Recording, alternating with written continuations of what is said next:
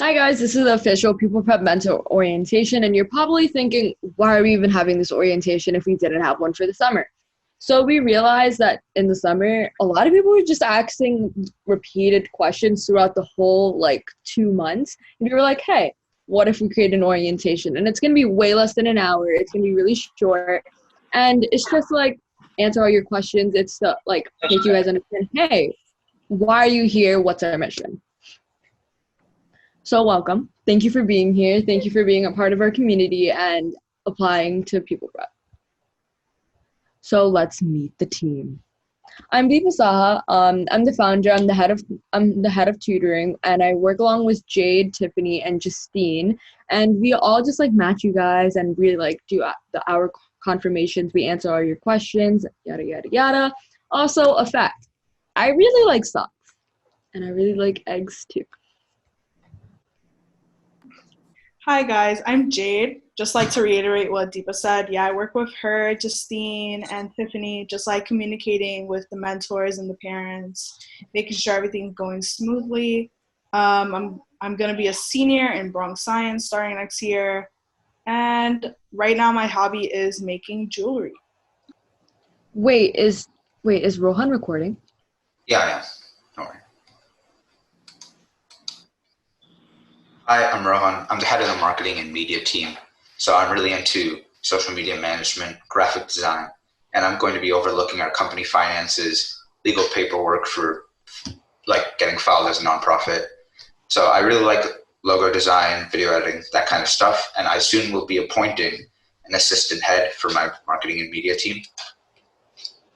And so applications are still open and they're still on our link in our Instagram. So if you're interested in the M&M team, you guys should. Right. I'll drop a link in this chat if you guys are interested in joining that. Hi guys, I'm Tiffany. I'm the assistant head of tutoring. I basically help Deepa and Jade I basically lend them a helping hand, and we match you guys with mentees. We contact parents if they need anything. We create documents and stuff. And I'm a rising sophomore at Bronx Science. I like to draw, I like to dance, and I play football. Yeah. So Justine couldn't be here today, but she's also the assistant head of tutoring with the same role as Tiffany, and she just helps us.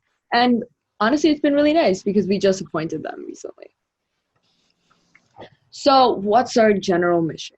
We help elementary and middle school students with financial and language barriers get the extra help they need. So just to continue with that, we really want to focus on helping kids manage this new learning environment with COVID. We know that everyone kind of went virtual very quickly and they were kind of left without a system to support them during this time. We want to make sure that we're matching students to a mentor for free virtually so that there's no cost they might have to incur traveling to a program or anything like that, just paying for it. And we also want to make sure that we have high school and college students ready to help these kids. Right, so some of the goals we want to create from this program are: one, lasting bonds with our mentors and families. We have to realize that we are helping kids with barriers. So a lot of times they don't have support systems in place, and that's something we definitely want to provide for them. We want to provide guidance, not just as people educating them, but as people who have been in their position and know what comes next. And we want to definitely prioritize inclusivity. And this is just one of our core principles. So it's definitely necessary you keep in accordance with this if you want to be part of our program. So why are high school students or college students the mentors?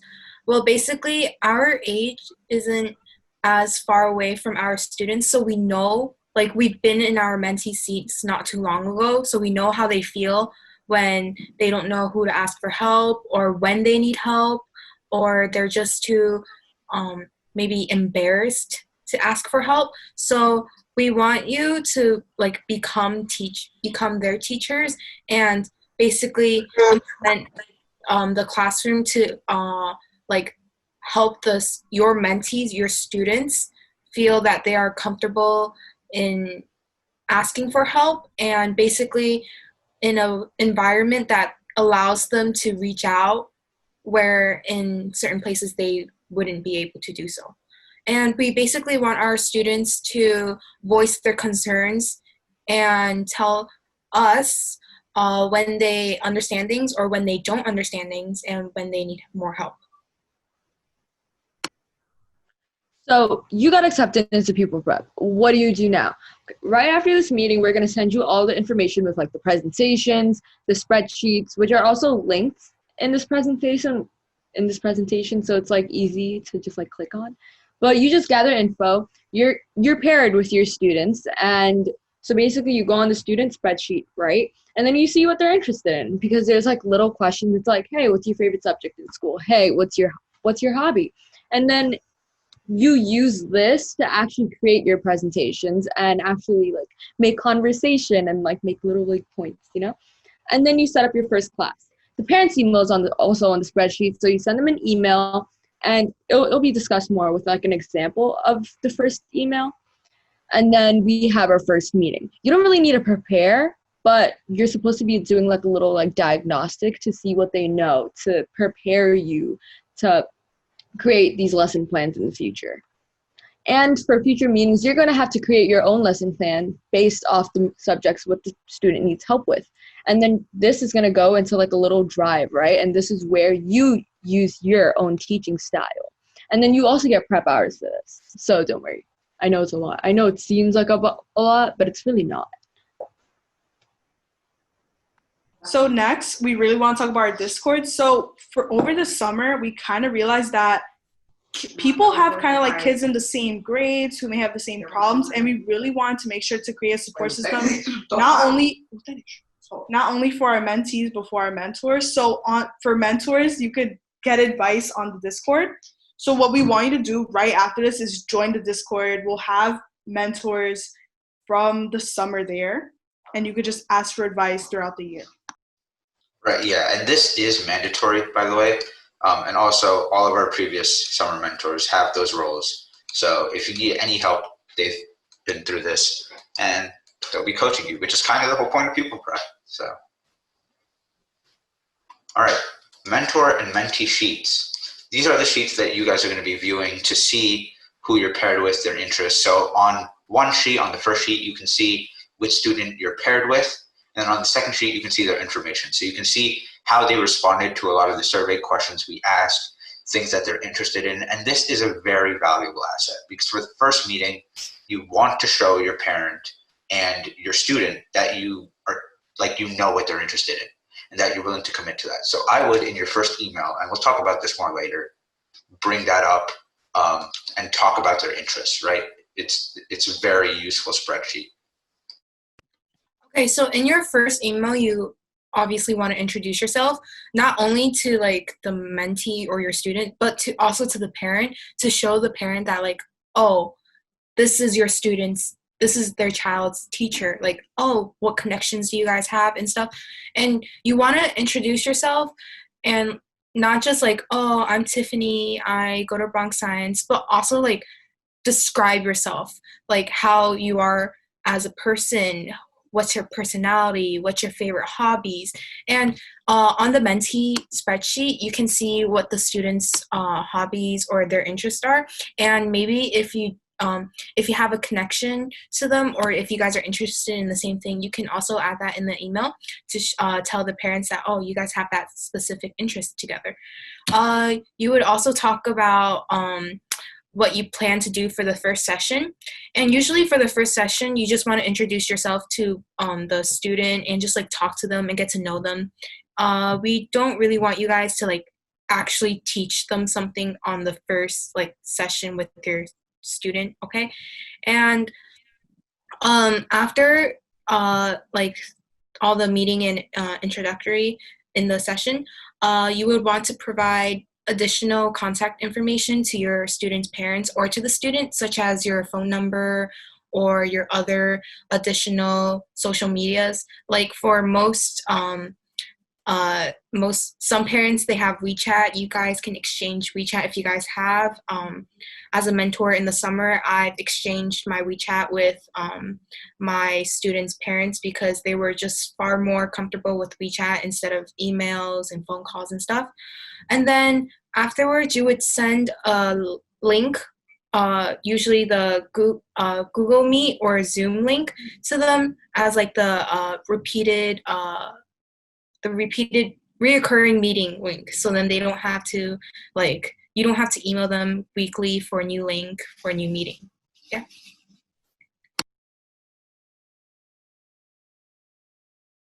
Deepa, you are muted. You have to BCC us. If you don't BCC us, we're just gonna annoy you with emails, just as like little reminders. And then after a while, you're not gonna be part of the team if you just don't like send a screenshot of the email you sent to the parents, or if you just don't BCC us. There's also there's like little thingies on when you're about to email someone, CC, or BCC. Click BCC. Deepa, I have a question. Yeah. So, do we have to share all of our presentations and, work that we give the kids with you guys for like check-ins or whatnot? Or is that up to us,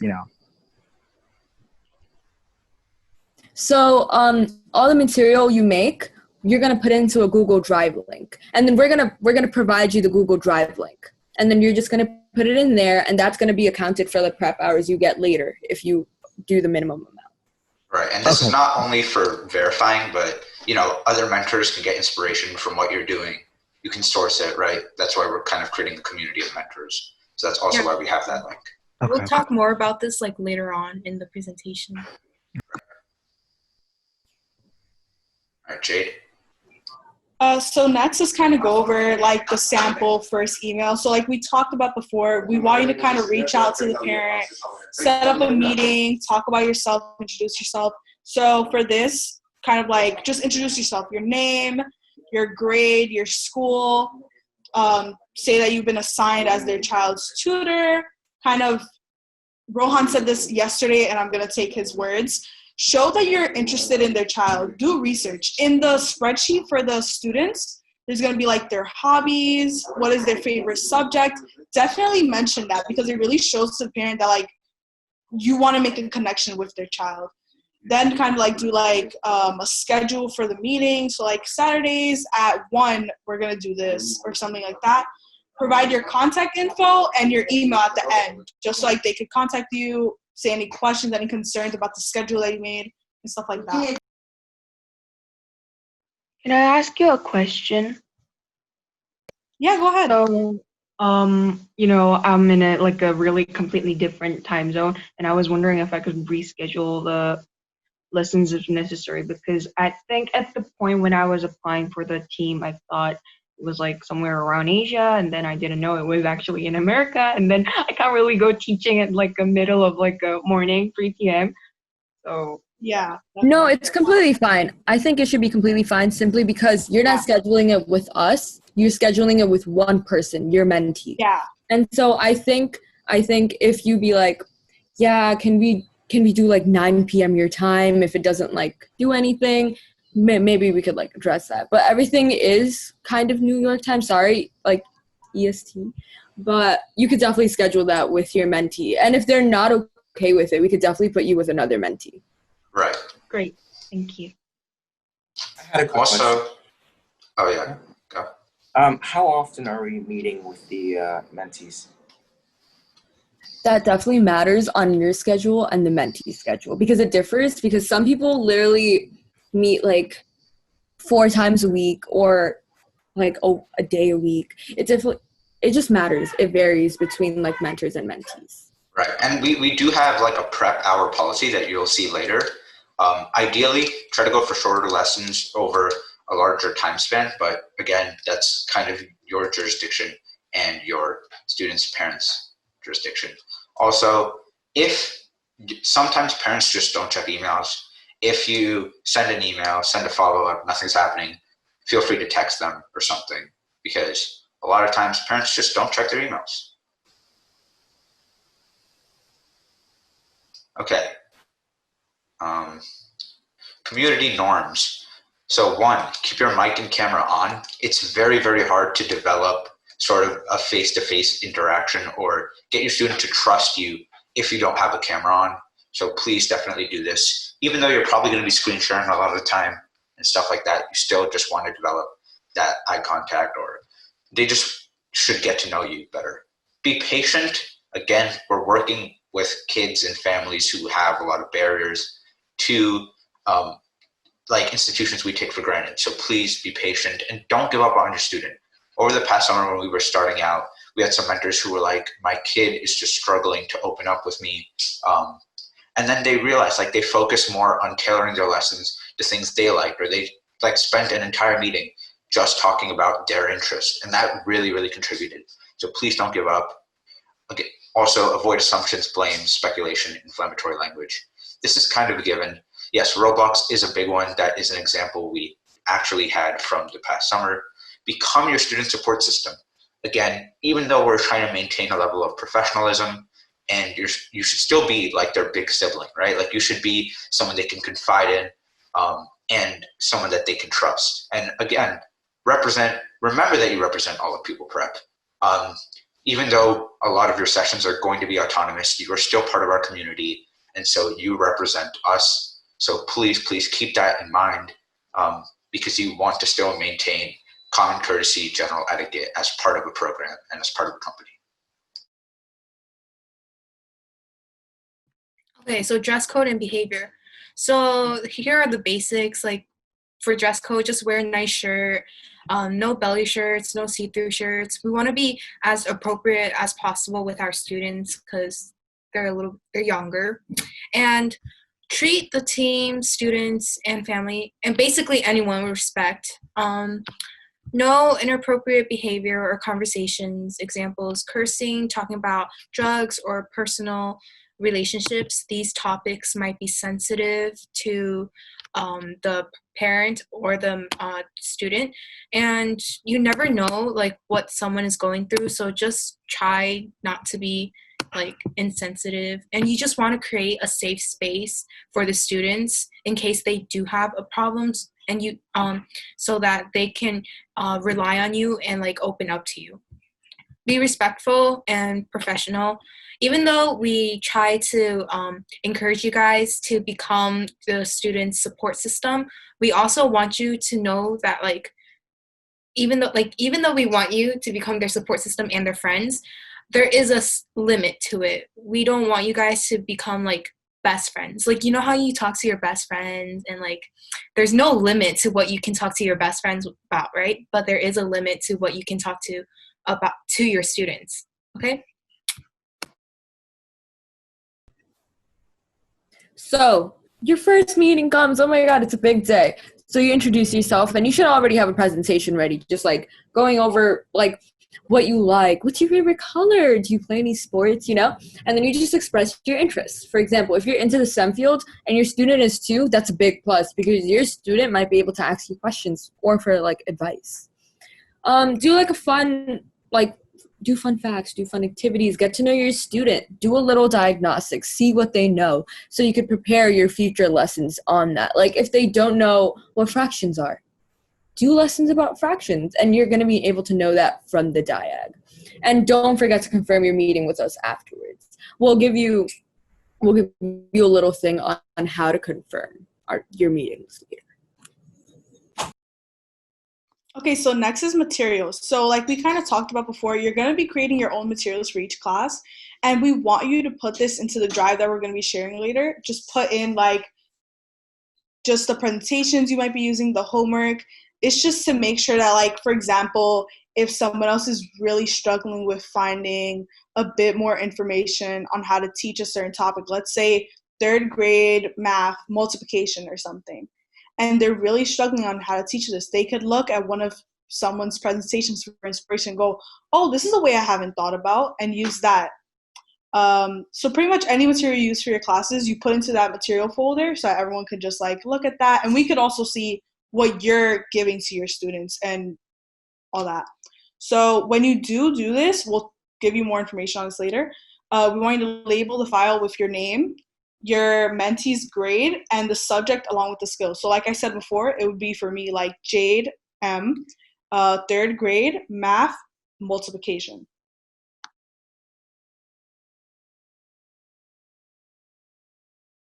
Lesson plans. How do we make them? You guys are not teachers, but you guys have terrific experience with teachers. You know which teachers are atrocious and you know which ones have been terrific. So please draw from that. Implement your teaching style with your strategies. And even though there's no specific way to teach your mentee, people learn in different ways, right? Like some people are better at memorizing, note-taking. Some people are just better at, sitting and understanding. Just gauge that as well. Maybe ask your mentee how they would prefer also to learn. And please use a variety of media like worksheets, videos, games, quizzes. You can source from online, of course, but also please try and make your lessons personal. And you guys know what works, right? Again, you've had these experiences, so please just keep that in mind because you guys are also students, right? This isn't foreign to you. You're totally aware of how to optimize this. And just going on, implement methods that you wish your teacher implemented in their classroom so you can actually learn. Okay, so what if you think you're running out of materials? Technically, you can never actually run out of materials because you're the one creating the materials. So as long as you put in the effort, you are creating materials, okay? And basically, you can look at the drive for inspiration, or go online, look at some worksheets to draw inspiration from. Yeah, and work on the topics of what the mentee wants to learn. And basically, as mentioned before, find your way of teaching the students, and please really try to connect with your students, because if you don't connect if you don't bond with your student, you don't know how they learn. And if you don't know how they learn, you're just going to implement a way of teaching that they don't like, and you wouldn't know about it, and they probably won't speak up about it, and they won't be learning anything. So please connect to your students and know what kind of teaching style they want to learn. Some kids like learning through games and they learn fast through games. Some kids like practice problems and can do 50 of them in a row without a single problem. It all depends. Everyone learns differently. And later on, we'll discuss more about assessments. I think almost every two-ish weeks, we want you guys to give a mini quiz or play Kahoot with your student, just to make sure that they are actually learning and not just saying, yes, I understand what you're saying. Yes, I understand what you're saying. Okay. And prepping for next year is more of the summer, when we were doing what we were doing in the summer, because they didn't really have homework. But now that it's during the fall session, students are going back to school and they're obviously going to have homework. So instead of prepping for next year, you can help prep them for homework. Yeah. Right. And just two things I want to touch on the previous slide. One, if you're kind of helping your kid with homework, you don't need to assign more homework. Some of the best education systems in the world don't use homework, right? So just keep that in mind. And two, an assessment does not mean a test. I know that's kind of what we're conditioned to think of it as. Oh, you have an assessment coming up. Okay, it's either an essay or a test. No, assessments can be really creative. So just try and structure it in a unique way. Also, I want to mention that if you really do feel like you're running out of material and you just don't want to create any more materials, don't be that that mean or that bad teacher that just because you're running out of material, you're just shoving problems to your students, because that's not helping the students. Our main goal is to help the students. So just shoving problems to them for the sake of yourself, or saving time, or not wasting energy on it, is not going to help anyone. It does not benefit anyone in this program. So you can always reach out to us if you're running out of materials, or to the drive, and we'll help you come up with a solution or something. Yeah. we also have weekly themes to help you guys and our mentees. There's going to be Grammar Week, Art Week, Climate Change Week, and like going over like little holidays like Thanksgiving and like Christmas. But do you guys have any other ideas that we can implement in our like fall session? We're also planning to do Culture Week to like learn about like each other's cultures. Nice. Do you guys have any ideas? If not, it's completely fine. We're just gonna email you with like little reminders, and we're gonna have like folders in the Google Drive link, like in the Google Drive, so you guys can actually put it in there. You guys can also email us later if you guys think of it. Like, it's really fine. Just if you have any ideas, always send it to us.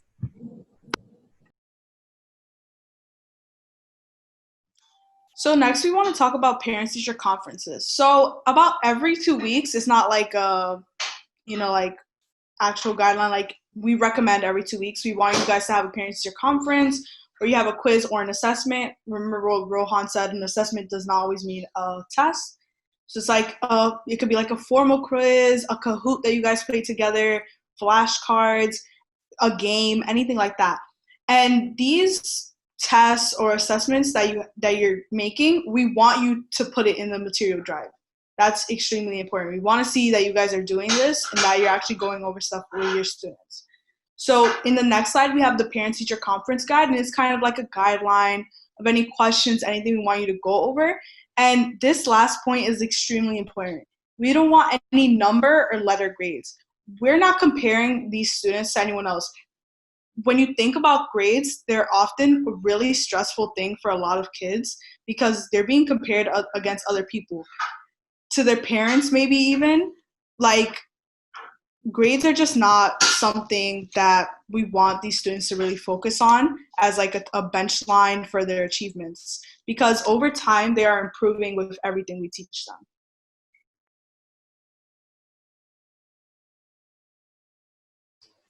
So, parent-teacher conference guides. One, you obviously want to recap what you have been doing. Parents should, they have the right to know this. Areas of strength and areas of improvement. This is the replacement for number grades. A lot of parents, again, if they are very traditional or orthodox, might want number grades, right? They might want quantified feedback. But you can explain to them that that's not exactly what this program is, and there are no students we're comparing it to. So there's really no way of knowing. Instead, you could just talk about your student and what they have an affinity for, or how their skills line up with their interests. Things that are very, again, personalized and tailored to them. How are you going to help the student improve? This is very important. Your parents, again, should get to know what exactly you're going to be doing with their student, how you're going to be teaching them. So provide this, and any other questions, concerns, anything. This is very important. You should be having these conferences every once in a while. 2 weeks is not a strict deadline, but please make it a recurring thing. Our mentees and their families do have complaint forms, and we hope that they never have to use it. And we especially hope that none of the issues is that, our mentor isn't very communicative with us, right? We want total transparency. We want mentors to be there, and we want mentor accountability. Okay, so feedback forms. These forms are sent out, sent out weekly to you guys, and it's anonymous, which means like basically we want feedback about like anything the program could improve as a whole. These feedbacks that you guys give us does not have to be positive. It could be literally anything. It could be positive, negative, however you feel about this program. We want everything that is going on. Like, tell us everything so we know how to improve. If you just tell us like, oh, my kid's cool, everything's fine, like the parents are chill, I don't have any questions, even though you have questions, like, we don't know where to improve. So like, if you have a bad experience with like the parent, your mentee, your students, whoever, one of the tutors who's being mean to you on Discord, like, just tell us, put it in the feedback forms, and we'll try to improve your experience in this program.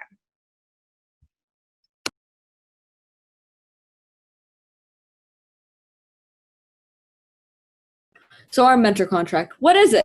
So fill out the media consent form. You may just make a copy or just like print the document, and then you just like sign it. It literally takes 2 minutes. It's literally how it sounds, media consent. And then you just send it to our email with the subject line being mentor contract for first name, last name. If you have any questions, you can just feel free to email us and we'll guide you through it. Right. We plan to do mentor of the month, post testimonials, stuff like that. And if you don't give us consent, we cannot do anything with your work and promote it. So just please do that. It's very easy. So next we're kind of going to talk about how to confirm volunteer hours, which is really important to like this whole thing because like everyone has had questions for this.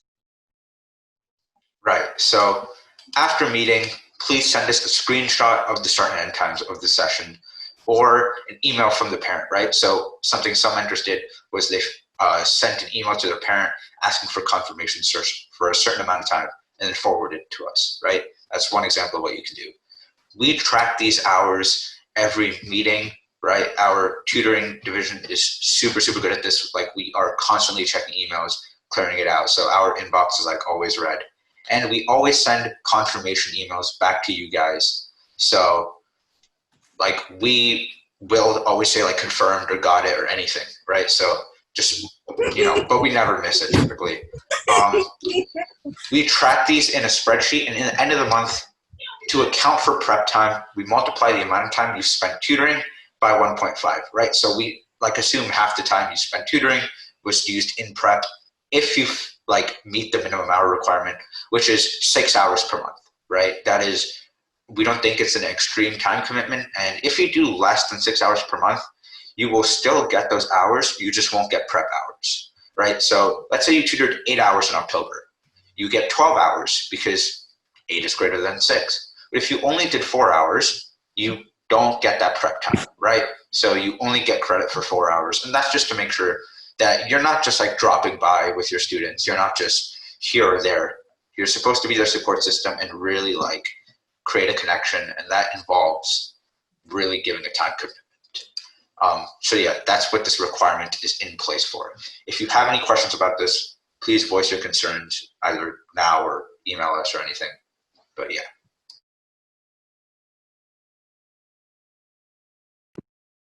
So there are, like we mentioned before, there are 2 ways of confirming your hours.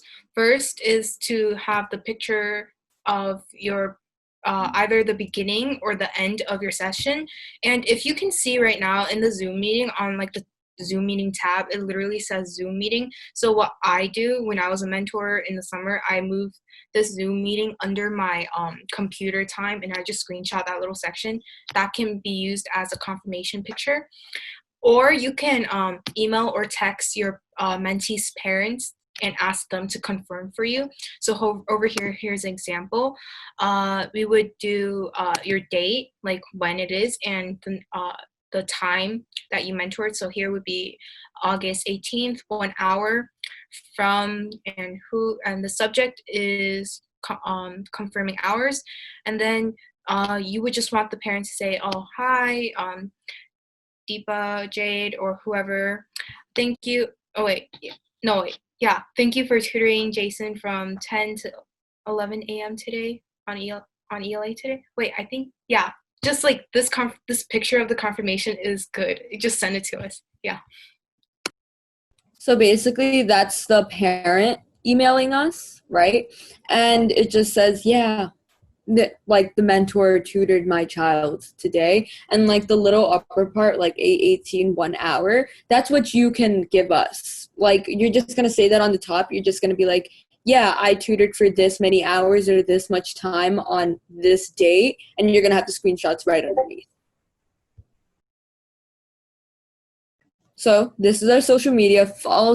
No, you have to join our Discord. It's mandatory. But you can also add us and follow us on TikTok, Instagram, Facebook, and YouTube. We also did this in the summer, but we're planning to continue doing it. Okay. If you make a TikTok about us, like recruiting mentors, you get 3+ hours. I feel like it's a pretty win-win because it takes like 10 minutes to create a TikTok, but this really helps us get a lot of mentors. Like, yeah.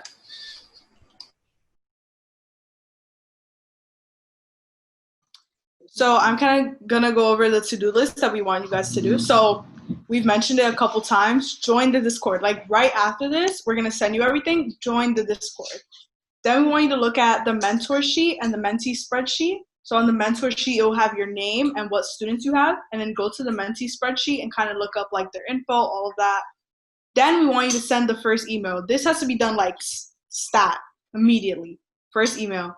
And then follow us on social media. You know, our YouTube, TikTok, get started on that TikTok if you can, and all of that.